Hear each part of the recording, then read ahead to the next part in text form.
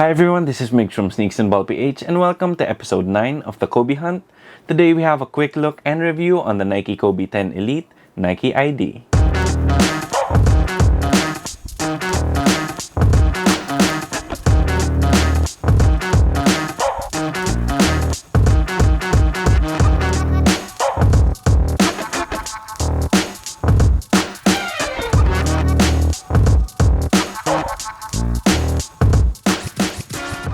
Before we get into the video, this is already the second to the last Kobe in the Kobe Hunt, so please sound off in the comment section down below what you want us to hunt for next. As of right now, I am deciding between continuing the Jordan Hunt, so that would be the Jordan 15 all the way to the Jordan 34, or starting a LeBron Hunt. So once again, just sound off in the comment section down below if you want me to continue with the Jordan Hunt, or if you want me to embark on the LeBron Hunt. So to start things off, the Nike Kobe 10 was used by Kobe in the 2014 to 2015 NBA season. Then since Kobe only played 6 games the previous season, Lakers fans were hoping they could have a bounce-back season. The off-season before the 2014 to 2015 NBA season was definitely eventful for the LA Lakers because for one, Mike D'Antoni stepped down as the coach after 2 pretty disappointing seasons. He was then replaced by Lakers great Byron Scott, but the changes didn't stop there. Both Pau Gasol and Jody Meeks left the team, with Pau Gasol going to the Chicago Bulls and Jody Meeks going to the Detroit Pistons. However, they still retained Jordan Hill and, Swaggy P, and then added Jeremy Lin through trade and Carlos Boozer through free agency, as well as Julius Randle and Jordan Clarkson in the NBA draft. You definitely had a lot of new pieces, and Lakers fans were pretty optimistic. However, that optimism quickly went away when they started 1-9, and in their first game, their high draft pick Julius Randle actually got injured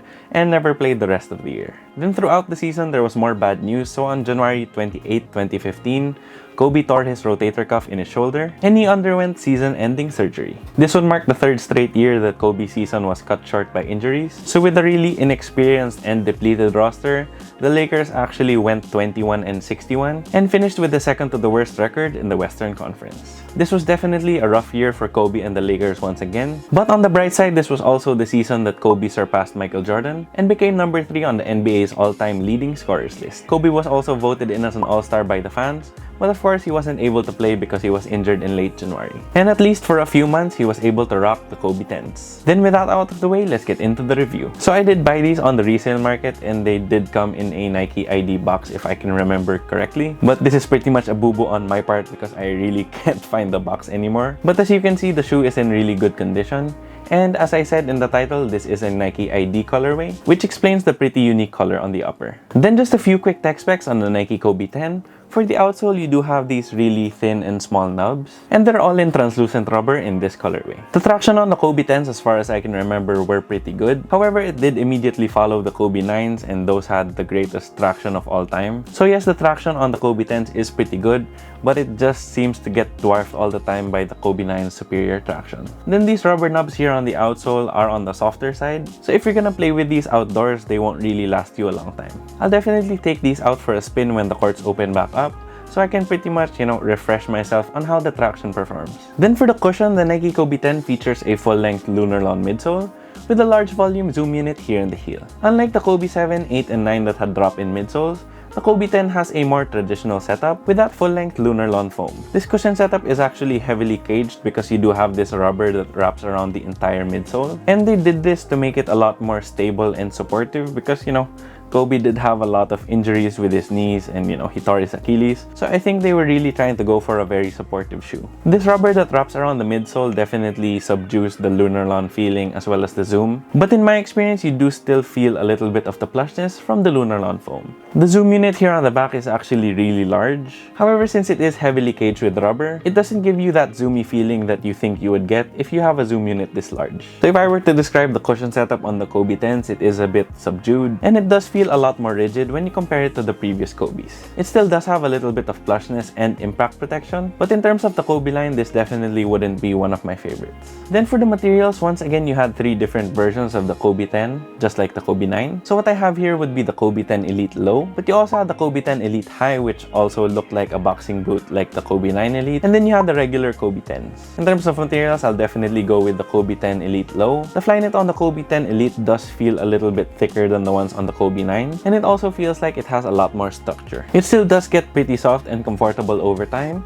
and it moves well with your feet. Then you also have this pretty thick TPU rand that runs all the way around the shoe as well, and this is for additional lateral support as well as keeping the material underneath safe from scuffs. You also have some synthetic material here on the Nike swoosh on the lateral side as well as the medial side. Then you have more of that material here on the heel tab as well as the top of the tongue. This tongue is pretty beefy and padded here at the top. Then for the rest of the tongue, you do have that really nice Nike Torch material. And I'm gonna say this again, Nike, please bring back the Nike Torch tongue, because it just was a perfect way of having both breathability and plush comfort at the same time. Then lastly, you do have some flat laces and mesh here on the sock liner. The materials on the Nike Kobe 10 Elite are definitely nice and are so much better than what you find on the regular Kobe 10s, since those do have that sort of fuse and mesh glued upper, which really felt so cheap and was just such a disappointment in terms of materials. Then for fit and sizing, I did go true to size with the Kobe 10 and it fit me perfectly. There really isn't much dead space throughout the shoe, and it definitely fits one-to-one. The heel part of the shoe is nice and sculpted, and you also have that really nice Nike Torch tongue,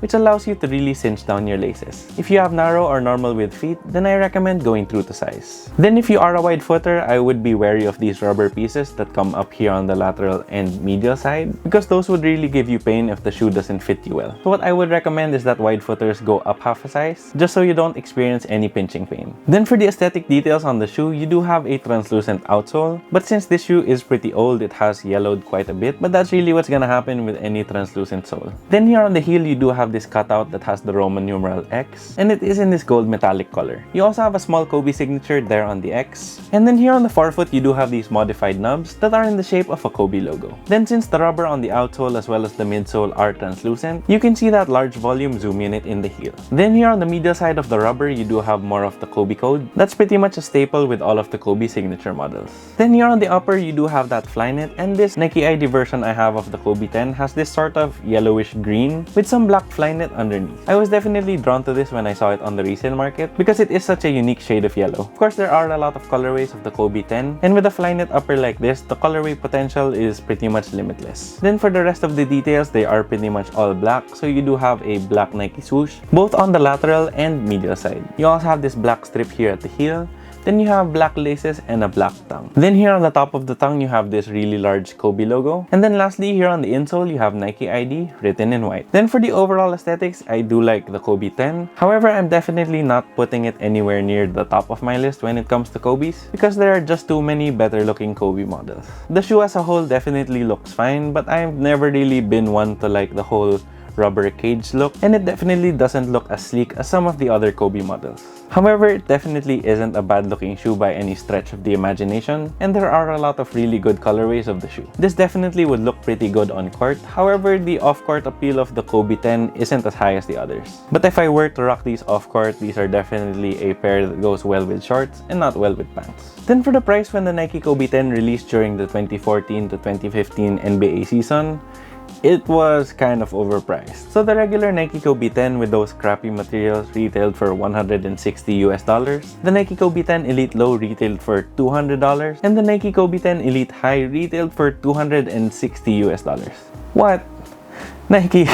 Kidding me? So I'm definitely happy that Nike decided to discontinue that whole Nike Elite stuff that they were doing, and they decided not to make too many basketball shoes over $200. However, these did release around 5 years ago, so when you buy these on the resale market, they aren't really that expensive anymore. The Kobe 10s aren't one of the most popular Kobe's, which is why I was able to get my pair for only 5,000 pesos or $100. I got my pair from Miss Mary Joy Antonio, so I'd just like to thank you, ma'am, because these are in very good condition and because they were sold to me at a really good price as well. The price on Kobe 10s tend to fluctuate anywhere from like 4,000 to 8,000 pesos depending on the colorway, because there are definitely colorways that are more popular than others. But as always, when buying from the resale market, it's best to do a lot of research and, you know, just keep scrolling and keep scrolling until you find the best price, which is exactly what I did. So you know, 5,000 for a pair of Kobe 10 Elite Lows, not bad at all. So there you have it, guys. That concludes episode 9 of the Kobe Hunt, featuring the Nike Kobe 10 Elite Nike ID. So if you liked the video, please make sure to leave a thumbs up down below. Then if you have any comments, questions, or any suggestions for any future videos, please feel free to leave them in the comment section down below as well. And then just like what I said at the start of the video, please sound off in the comment section down below if you want me to continue the Jordan hunt or to embark on the LeBron hunt. Then if you haven't already yet, please make sure to subscribe and hit that bell icon for notifications. It would help us out a lot here at Sneaks and Ball PH.